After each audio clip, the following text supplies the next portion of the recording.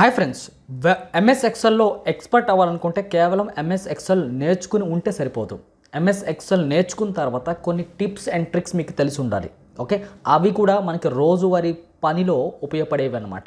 ఈ వీడియోలో కేవలం 15 నిమిషాల్లో 15 టిప్స్ అండ్ ట్రిక్స్ మీరు నేర్చుకోగలుగుతారు. సో లాస్ట్ వరకు చూసి మీకు ఏది నచ్చిందో కింద కామెంట్ సెక్షన్లో తెలియజేయండి. ఓకే, అండ్ అలాగే మీ ఫ్రెండ్స్ అండ్కి షేర్ చేయడం మాత్రం మర్చిపోవద్దు. కొంత డేటా మనం టైప్ చేసిన తర్వాత పైన ఒక హెడ్డింగ్ మనం పెట్టుకోవాల్సి ఉంటుంది. ఇందులో మనం హెడ్డింగ్ పెట్టుకోవాలి అనుకుంటే ఇక్కడ ఈ సెల్స్ అన్ని సెలెక్ట్ చేసి మెర్జ్ చేయాలి. అలా మెర్జ్ చేసి టైటిల్ పెట్టేటప్పుడు ఏమవుతుందంటే సమ్టైమ్స్ ఫార్ములాస్ని మనం డ్రాగ్ చేసేటప్పుడు అండ్ దాని తర్వాత అడ్జస్ట్మెంట్ చేసేటప్పుడు ఈ మెర్జ్ అవ్వడం వల్ల మనకి ఇబ్బంది కలుగుతుంది అనమాట. అలా మెర్జ్ చేయకుండా మనం డేటాని ఆ టైటిల్ని మధ్యలో పెట్టాలి అంటే ఏం చేయాలో చూడండి. ఎక్సెల్ అనే హెడ్డింగ్ పెట్టుకున్నాను, టైప్ చేసి ఎంటర్ ప్రెస్ చేసా. దెన్ ఆ మిగతా సెల్స్ అన్నీ కూడా ఒకేసారి ఇట్లా సెలెక్ట్ చేసి రైట్ క్లిక్ ఇచ్చి అండ్ ప్రాపర్టీస్ అంటే ఫార్మాట్ సెల్స్ పని క్లిక్ చేసి ఇందులో చూడండి హారిజంటల్ అనే సెక్షన్లో సెంటర్ అక్రాస్ సెలెక్షన్ ఉంది కదా, దీనిపైన క్లిక్ చేయండి అండ్ ఓకే బర్స్ చేయండి. చూసారా, ఇప్పుడు ప్రజెంట్ ఏ సెల్కి ఆ సెల్ మెర్జ్ అవ్వకుండా అలానే ఉంది, బట్ టైటిల్ మాత్రం మనం సెలెక్ట్ చేసుకున్న రేంజ్లో మధ్యలో ఉందన్నమాట. ఓకే చూడండి, ఫస్ట్ మనం ఎంటర్ చేసిన డేటా మొత్తంలో ఏదైనా ఒక కాలమ్ డేటాని ఒక దగ్గర నుంచి ఇంకో దగ్గరికి షిఫ్ట్ చేయాలనుకుంటున్నారు. ఇప్పుడు చూస్తే కనుక పాయింట్స్ అనేవి చివరిలో ఉంది, మధ్యలో ఎక్కడికైనా మార్చాలనుకుంటున్నారు. ఒకటి కాదు రెండు కాదు, మొత్తం కాలమ్ డేటాని. అలాగే రో డేటా కూడా ఒక దగ్గర నుంచి ఇంకో దగ్గరికి షిఫ్ట్ చేసుకోవచ్చు అనమాట. సో దానికోసం మీరు ఏం చేస్తారంటే ఈ రో క్లిక్ చేయండి ఈ కాలమ్ పైన క్లిక్ చేయండి. దాని తర్వాత షిఫ్ట్ బటన్ పట్టుకొని కీబోర్డ్లో అండ్ ఇలా జస్ట్ మీకు 4 హెడెడ్ యారో మార్క్ వస్తుంది ఈ కాలమ్. జస్ట్ మీరు ఏం చేస్తారంటే లెఫ్ట్ బటన్తో డ్రాగ్ చేసుకుని ఎక్కడికంటే అక్కడ విడిచిపెట్టేశారనుకో మీకు ఆ మొత్తం కాలమ్ ఇంకో దగ్గరికి స్వాప్ అవుతుంది అనమాట. అలాగే రోని కూడా అదేవిధంగా మనం మార్చుకోవచ్చు. కొన్నిసార్లు కాలమ్లో ఉన్న డేటాని రోస్లో ఉండే డేటాని కాలమ్స్ గాను మనం చేంజ్ చేయాలి. సో అలాంటప్పుడు వీటిని మనం రో డేటాగా మార్చాలి, ఇవేమో కాలమ్ డేటాగా మార్చాలి. సో దానికి ఏం చేస్తారో చూడండి. ఫస్ట్ మనం డేటాని ఇలా సెలెక్ట్ చేద్దాం. ఓకే, తర్వాత కాపీ క్లిక్ చేయండి. నెక్స్ట్ ఎక్కడైతే అవసరమో అక్కడ క్లిక్ చేసి పేస్ట్లోకి వెళ్ళి పేస్ట్ స్పెషల్ బటన్ పైన క్లిక్ చేయండి. దాని తర్వాత ఇక్కడ చూడండి ట్రాన్స్పోర్ట్ ఆప్షన్ పైన క్లిక్ చేసి టిక్ పెట్టి ఓకే బటన్ పైన క్లిక్ చేయండి.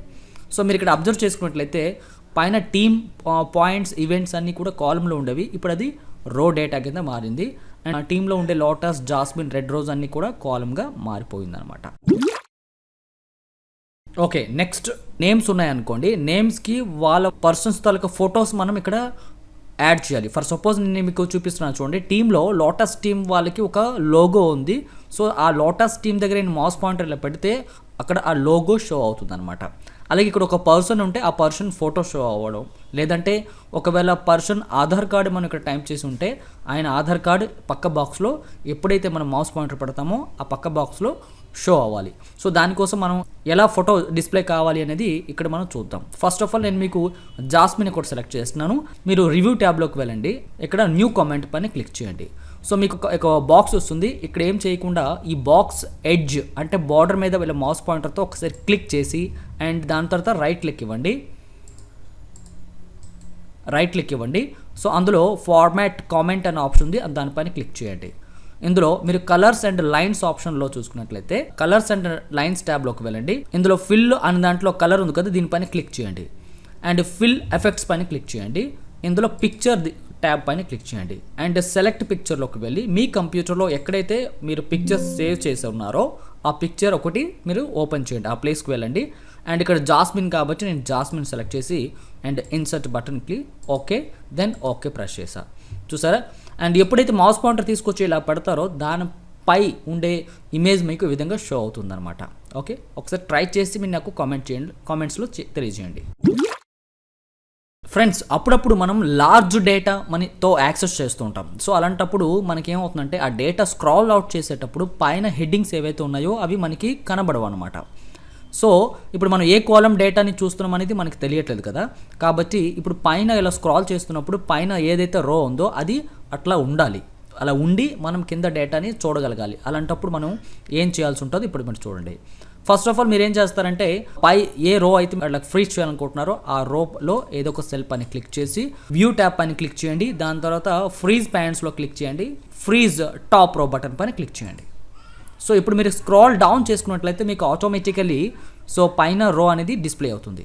ఫ్రీజ్ చేసిన రో తీసేయాలనుకుంటే మీరు ఫ్రీజ్ ఆప్షన్స్లోకి వెళ్ళి అన్ఫ్రీజ్ ప్యాన్స్ పైన క్లిక్ చేస్తారు. ఇప్పుడు చూడండి పోయింది. డేటాలో మొదటి అడ్డు వరుసని మనం ఫ్రీజ్ చేయాలనుకుంటే మరొక ట్రిక్ ఏంటంటే ఈ డేటా మొత్తాన్ని మీరు ఇలా సెలెక్ట్ చేయండి. ఇక్కడ క్లిక్ చేసి డైరెక్ట్గా నేను షిఫ్ట్ బటన్ పట్టుకుని లాస్ట్ డేటా సెల్ వరకు క్లిక్ చేశాను, సెలెక్ట్ చేశాను. డేటా సెలెక్ట్ చేసిన తర్వాత Ctrl+T ప్రెస్ చేయండి.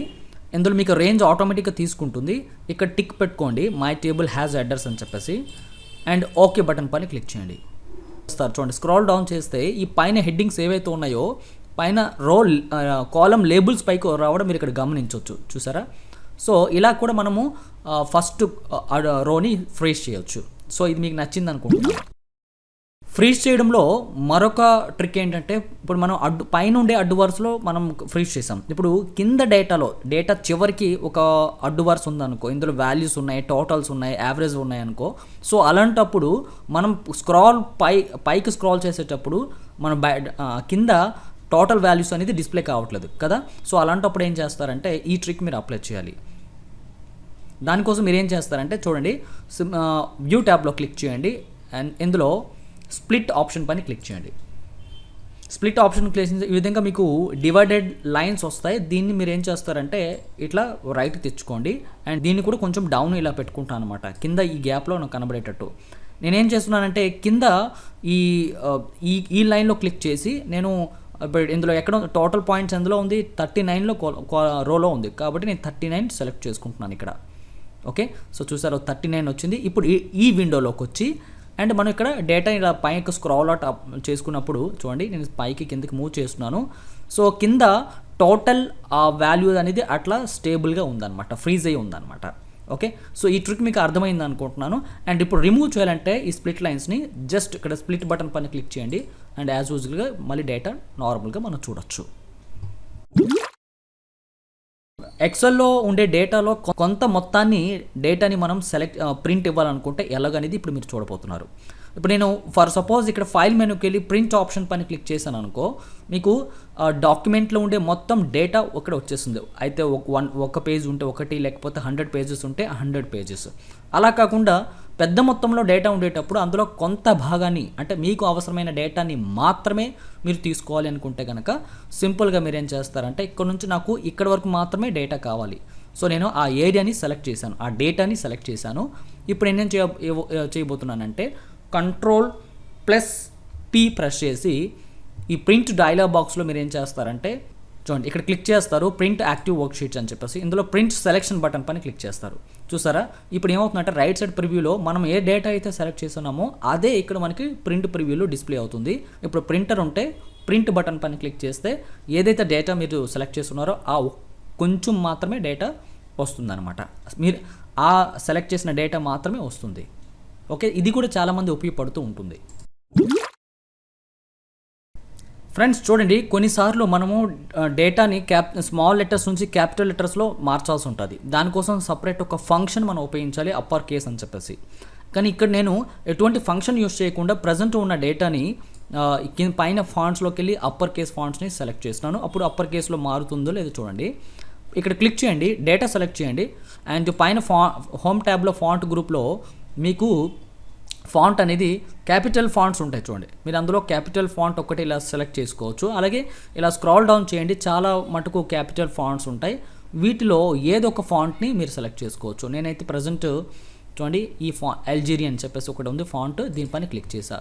ఇప్పుడు నేను ప్రింట్ ప్రివ్యూలోకి వెళ్ళి చూపిస్తున్నాను అండ్ Ctrl+F2 ప్రెస్ చేస్తే ప్రింట్ ప్రివ్యూ మనకు వస్తుంది. ఈ ప్రింట్ ప్రివ్యూలో కూడా డేటా క్యాపిటల్ లెటర్స్ షో అవుతుంది, అంటే ప్రింట్ తీసిన తర్వాత కూడా క్యాపిటల్ లెటర్స్ వస్తాయి అన్నమాట. ఓకే, ఇది ఒక ఈజీ ట్రిక్ మీరు క్యాపిటల్ లెటర్స్ మార్చుకోవడానికి. ఫ్రెండ్స్ చూడండి ఇప్పుడు మనకి ఈ ఏదైనా మీరు డేటాలో బ్లాంక్ సెల్స్ ఉండేటప్పుడు వాటిని మీరు ఐడెంటిఫై చేసి ఆ బ్లాంక్ సెల్స్లో ఏదో ఒక నెంబర్తో కానీ ఆల్ఫాబెట్స్తో కానీ కలర్ ఫిల్ చేసి ఉంచాలి బ్లాంక్స్ని. ఇప్పుడు మనం అటెండెన్స్ షీట్లో బ్లాంక్స్ అంటే ఎవరైనా స్టూడెంట్ అటెండ్ కాకపోతే ఏబి అని లేకపోతే ఇంటూ మార్క్ అని పెడతాం కదా, అట్లా అనమాట. సో ఇప్పుడు నేను నేను చూపిస్తున్న ఈ డేటాలో కొన్ని బ్లాంక్స్ అయితే ఉన్నాయి. ఆ బ్లాంక్స్ ఎక్కడెక్కడ ఉన్నాయో నేను ఏం చేయబోతున్నానంటే బ్లాంక్ అని ఫిల్ చేయాలనుకుంటున్నాను. ఓకేనా, లేకపోతే ఎక్స్ అనేది నేను ఉంచాను అనుకుంటున్నాను. సో ఎనీథింగ్ మీరు ఫిల్ చేయొచ్చు. అయితే అవి ఫిల్ చేయాలంటే ముందుగా బ్లాంక్ సెల్స్ ఎక్కడెక్కడ ఉన్నాయో మనకు తెలియాలి కదా. ప్రజెంట్ తక్కువ మొత్తంలో డేటా ఉంది కాబట్టి మనం చూస్తే అర్థమైపోతుంది. కానీ పెద్ద మొత్తంలో డేటా ఉండేటప్పుడు మనం ఫైండ్ అవుట్ చేయడం కష్టం కాబట్టి ఇప్పుడు మీరు చూడండి. సో నేనేం చేస్తున్నానంటే ఏ డేటాలో మీరు బ్లాంక్ సెల్ వెతకనుకుంటున్నారో ఆ డేటా సెలెక్ట్ చేసి Ctrl+Z ప్రెస్ చేయండి. గో టు ఆప్షన్ వస్తుంది. ఇందులో స్పెషల్లోకి వెళ్ళి బ్లాంక్స్ అనే దాంట్లో టిక్ పెట్టి ఓకే బటన్ పైన క్లిక్ చేయండి. సో ఈ టేబుల్లో బ్లాంక్స్ ఎక్కడెక్కడైతే ఉన్నాయో ఆ సెల్స్ ఆటోమేటికలీ సెలెక్ట్ అవుతాయి. మీరు సింపుల్గా నేను ఫాంట్ కలర్ రెడ్ ఇచ్చి ఎక్స్ అని పెట్టా, క్యాపిటల్ ఎక్స్. అండ్ ఇప్పుడు మీరు ఏం చేస్తారంటే Ctrl+Enter ప్రెస్ చేయండి. ప్రెస్ చేస్తే చూడండి ఆటోమేటికల్లీ మిగతా బ్లాంక్స్లో ఫిల్ అయిపోయింది. సో చాలా ఈజీ ట్రిక్, చాలామంది తెలియదు. ఫ్రెండ్స్ ఎలా అనిపించింది మీది కింద కామెంట్ సెక్షన్లో తెలియజేయండి. ఇక్కడ ఉన్న డేటాలో ఎవరికైతే పాయింట్స్ రాలేదో ఆ టీం వాళ్ళకి లేకపోతే ఆ రో డేటాని మనం తీసేయాలనుకుంటున్నాం. ఓకేనా, సో మరి ఎక్కడ బ్లాంక్స్ ఉన్నాయో చూసి అక్కడ ఆ పర్సన్కి లేదా ఆ రోకి తీసేయాలనుకుంటే కొంచెం టైం పడుతుంది మాన్యువల్గా చేయాలంటే. అండ్ అది కూడా పెద్ద మొత్తంలో డేటా ఉంటే ఇంకా టైం పట్టేస్తుంది. సో సింపుల్గా మీరు ఏం చేస్తారంటే దీన్ని ఫిల్టర్ చేస్తారు. దేని ప్రకారంగా ఫిల్టర్ చేస్తారంటే ఈ పాయింట్స్లో ఎవరికైతే పాయింట్స్ రాలేదో ఆ రో డేటాని తీసేయాలి. కాబట్టి నేను ఇక్కడ క్లిక్ చేస్తున్నాను. అండ్ చూడండి ఇక్కడ సెలెక్ట్ ఆల్ పైన క్లిక్ చేసి బ్లాంక్స్ ఒక్కటే సెలెక్ట్ చేసి ఓకే ప్రెస్ చేస్తున్నాను. ప్రజెంట్ మన ముందు బ్లాంక్స్ ఎందులో అయితే బ్లాంక్స్ ఉన్నాయో ఆ రో డేటా మాత్రమే షో అయింది. ఈ 2 రోస్ని ఇలా సెలెక్ట్ చేసి Ctrl- ప్రెస్ చేస్తున్నాను. అండ్ అగైన్ మళ్ళీ పాయింట్స్ ఫిల్టర్ పైన క్లిక్ చేసి సెలెక్ట్ ఆల్ ప్రెస్ చేస్తారు, ఓకే బటన్ పైన క్లిక్ చేస్తారు. చూసారా, ఈ డేటాలో ఎవరికైతే పాయింట్స్ రాలేదో ఏ టీం వాళ్ళకి పాయింట్స్ రాలేదో ఆ టీంని లిస్ట్లో నుంచి తీసేసేయనమాట.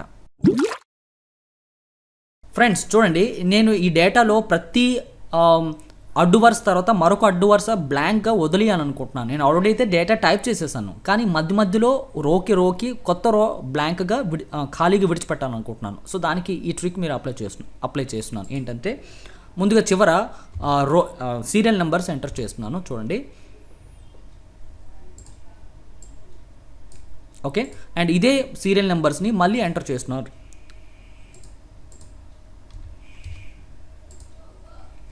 9 నెంబర్స్ వరకు. ఓకే, పైన 9 ఉన్నాయి, కింద 9 ఉన్నాయి కదా.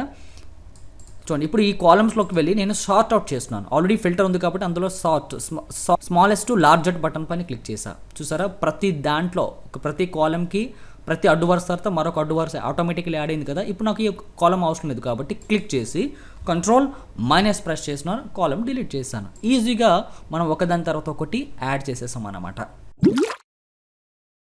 ఫ్రెండ్స్, ఇందులో డేటాలో బ్లాంక్ సెల్స్ ఎక్కడెక్కడ ఉన్నాయో అవన్నీ కూడా రెడ్ కలర్తో ఫిల్ చేసి హైలైట్ చేయాలనుకుంటున్నాం. ఇప్పుడు ఈ విధంగా బ్లాంక్ సెల్ హైలైట్ చేయడానికి ఇంతకుముందు చెప్పిన ట్రిక్ ప్రకారము Ctrl+G ప్రెస్ చేస్తున్నాను. అండ్ అది చేసే ముందు డేటా సెలెక్ట్ చేస్తున్నాను. Ctrl+G లేదా మీరు F5 కూడా ప్రెస్ చేయొచ్చు. ఇందులో స్పెషల్లోకి వెళ్ళి బ్లాంక్స్ అనే దాంట్లో టిక్ మార్క్ పెట్టి ఓకే ప్రెస్ చేయండి. దాని తర్వాత ఇక్కడ ఏం చేయొచ్చు అంటే సంథింగ్ కలర్తో మనం ఫిల్ చేయొచ్చు. ఇప్పుడు ఏమైందంటే ఈ డేటాలో ఎక్కడెక్కడైతే బ్లాంక్స్ ఉన్నాయో అవన్నీ కూడా సపరేట్గా మీరు హైలైట్ చేసి చూపించవచ్చు అనమాట. ఫ్రెండ్స్ చూడండి, ఇప్పుడు ఈ కాలంలో ఆధార్ నెంబర్స్ ఎంటర్ చేయాలి వీళ్ళ తాలూకుది.